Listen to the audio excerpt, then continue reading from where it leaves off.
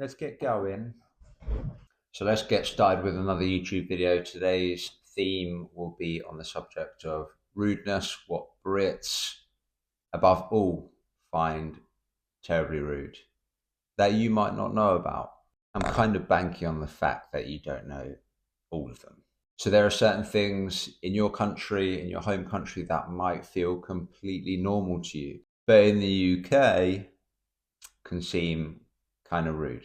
And the funny thing is, what makes this an important lesson is that Brits probably won't tell you.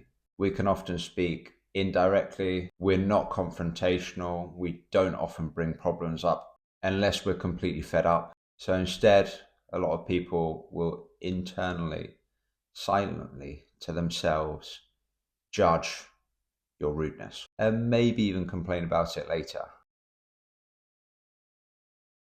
So the thing that makes it so important for you to know is that no one will tell you about this. There are certain unwritten rules in the UK of how to behave in certain situations. Therefore, they're invisible and they're things that can vary depending on culture and country.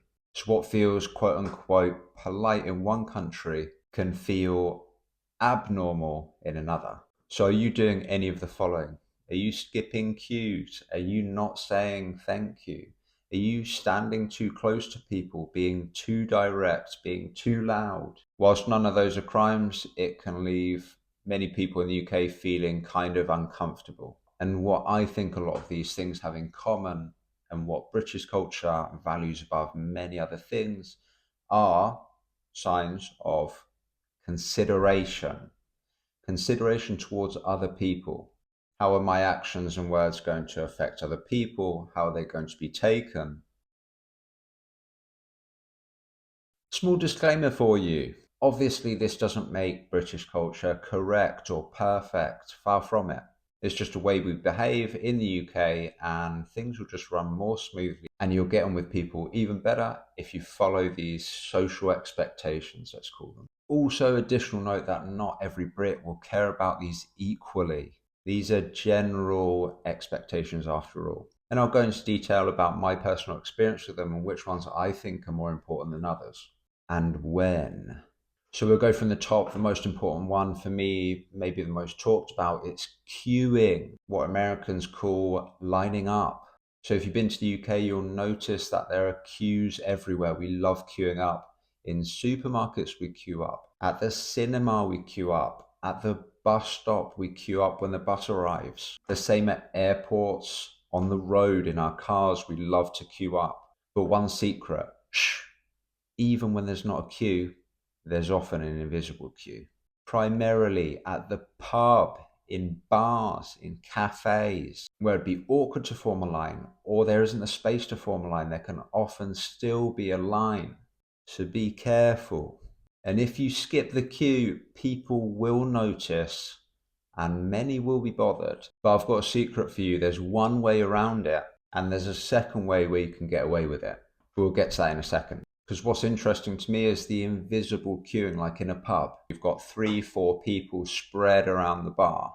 Everyone's trying to mentally track where they are in the queue and who's next. And what will typically happen is the bartender, when they finish serving the last person, they'll come to face somebody and say, who's next? What you probably should avoid doing is saying me unless you're certain that you are next. The most polite thing to do, if you're unsure if you're next, or just to come across more polite, is to look around and ask people the question like, is it me? Or were you first or am I next? Because if you butt in the queue, people won't be happy.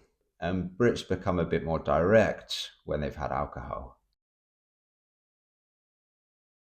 And that's to say, places where you have alcohol, even if there isn't a visible queue, there's still an invisible one. And to be courteous of others, inquire with the other people waiting around the bar if they're next, if you're unsure. Even if the bartender comes to you ready to serve you, because the bartender might not be paying attention, especially when it's very busy. Another faux pas would be in traffic. Brits get road rage. So if there are 2 lanes, and you're in the wrong lane because you want to skip the traffic in the right hand lane, So you drive down, then you indicate right, cut in. Brit's going to be pissed off. But it happens. People can make mistakes. People can be in a rush. So some advice, if you do that, is at least you have to apologize. You can either put your hand up so they see that you apologized, you didn't mean it, or you're sorry about it, or to put your hazard lights on. So at the back, you've got the two orange lights that flick on and off.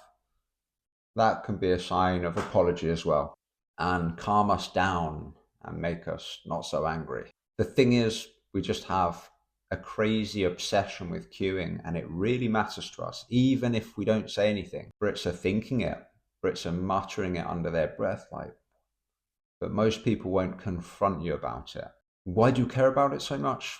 I think for me, in British culture, fairness is extremely important. The concept of queuing is grounded in fairness. Who arrives first gets served first. Who arrives next gets served afterwards. And you don't get a special privilege based on who you are, how busy you are, how important your life is ahead of others. But that's not to mean you can't skip the queue if you are in a rush or if you're very desperate. But please ask first. And 99% of Brits will say yes. Even if they're bothered about it, they'll still be like, yeah, sure. Kindness goes a long way. The problem is when people don't consider or acknowledge others and jump ahead. It can feel like you don't care about the well-being of others, and or you're just more important than everybody else, and that people off. And the lack of queuing, I've noticed it in other places, and it annoys me. But when you're in another country, you follow the customs of the other country, and therefore I try to calm myself down. But it's something that personally grinds my gears if people just jump ahead of me without saying anything. So it's a massive, massive, massive one if you're living or thinking about living in the UK. The next big one is not saying thank you. Very rude. Obviously, you don't need to say thank you all the time, but when it's required. So what are those occasions? When people open doors for you, or if they're going through the door first, and then they hold it open for you so you don't have to reopen the door, you should be saying thank you. Then a big one when you're getting on buses and getting a ticket from the bus driver, or when you're getting off the bus, we say thank you. We say thank you to the bus driver when you get the ticket. When you get off, you certainly say thank you as well. Obviously, when people do small favors for you, when people help you out, you say thank you. Or when just generally people consider your existence, maybe they move out of the way for you because you're carrying something heavy. You like cheers or even give a nod is a sign of thanking someone. But again, it's that acknowledgement of other people's existence and considering the effort or the kindness, the helpfulness that went into their actions, and that it means something to you. And this is something that's drilled into you, this politeness, saying thank you. Even we have the saying, don't forget your P's and Q's. Don't forget your pleases and thank yous. So when you ask something from someone, say, please, can I have a single to the train station, please? The bus driver tells you the extortionate amount. You pay it. He gives you the ticket and you're like, thank you. So remember these small acts of kindness, even if it's his job, it doesn't matter. He has free will to not do it or to do it grumpily, but he does it with good attitude and you say thank you. It's not that hard. So definitely if people open the door for you, hold the door open for you. Even when you come to a zebra crossing and the car stops so you can cross, it's nice to kind of mouth a thank you or put your hand out to them as a thank you and not just walk across as if they didn't do anything, as if a car didn't stop for you to be able to cross the road. Again, I've come across this in other places where it's normal to not say thank you, but it is another one that is really infuriating and I have to really suppress the feelings towards that. Whereas a Brit, you kind of mutter like something like that. And it doesn't have to be a massive emotional, like, thank you, thank you so much. Unless it's something bigger, it just has to be like a cheers, thanks a lot, a nod even, or just a smile, but at least some kind of acknowledgement that someone's done something kind for you. And this can be where a lot of British politeness can seem excessive, like you say thank you for everything, you say sorry all the time. But there are different degrees of thank yous and sorries. Not every sorry is deeply emotional sorry. Not every thank you is a deeply thankful thank you. There are small thank yous and there are small sorries where they're an acknowledgement of the other person and the situation. And that really lubricates social interactions because British culture often recognizes small efforts from people, as well as small inconveniences, like when you say sorry if someone's in your way and you want to get past, or if you almost bump your chair into somebody. You're recognizing inconveniencing other people. And the same if people are inconvenienced by you. They go through the door, they could just keep walking, but they pause for a second to leave it open so you can go through without having to pull it back open again. And those small acts are super appreciated.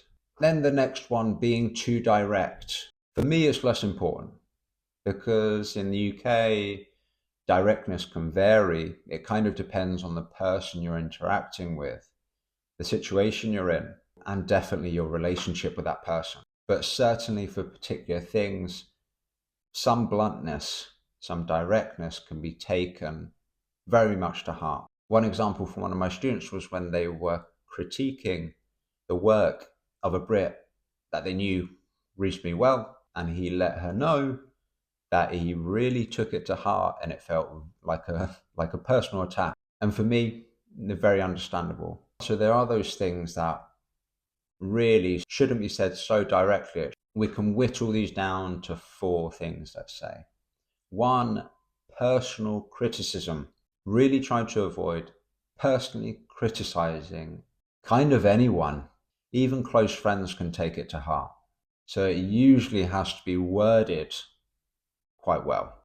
Another one could be comments about someone's appearance, especially things that they can't change. Certainly, criticism about someone's own personal work or ability at it, and really just any kind of blunt honesty. So, for example, personal criticism, oh, you're really unkind. Very direct. People might take that very personally. Much better to say, even, you don't seem very friendly. Appearance, oh, you're so spotty. Work criticism, you're not very good at that, are you? Or blunt honesty, I don't like you much.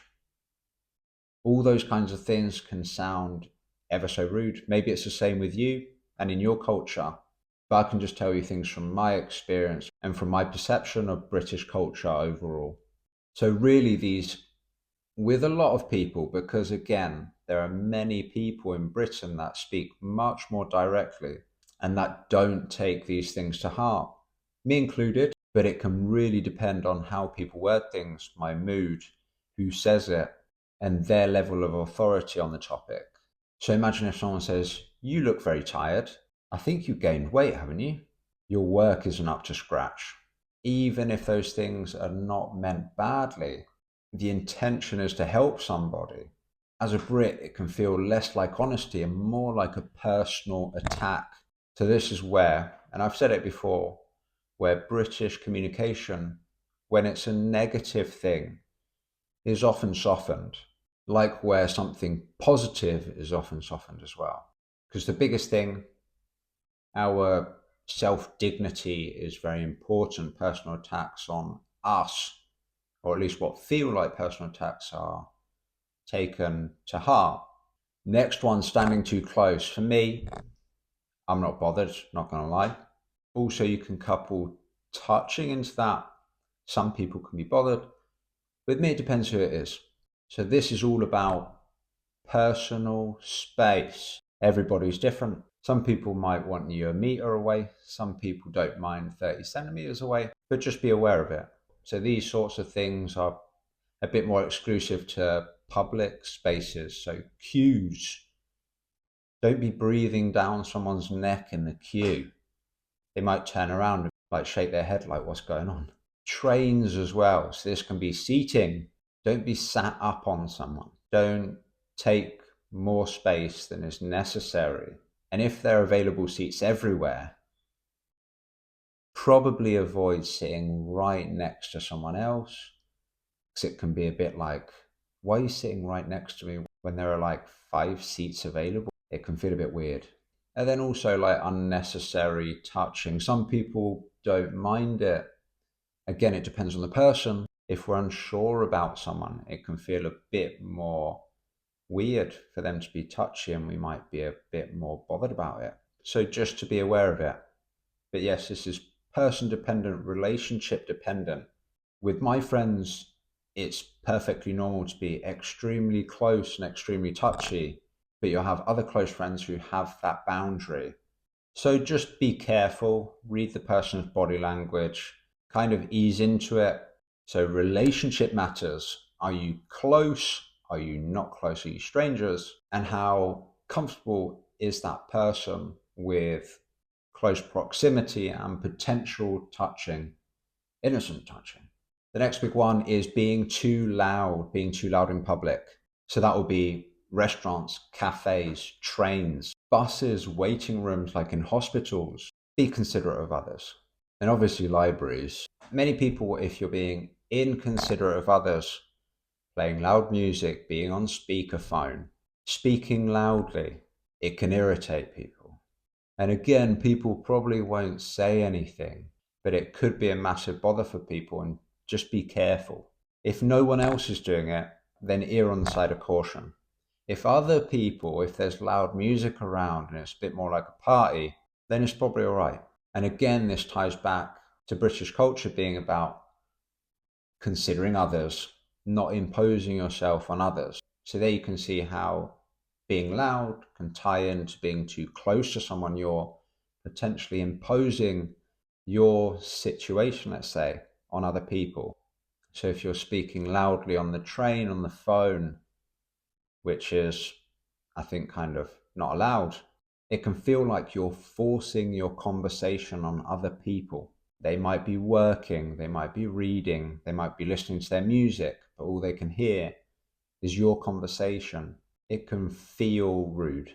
And then the last one, the smaller section, ignoring small social signals. So that would be things like not nodding in acknowledgement, not smiling, not apologizing, or just plain ignoring someone.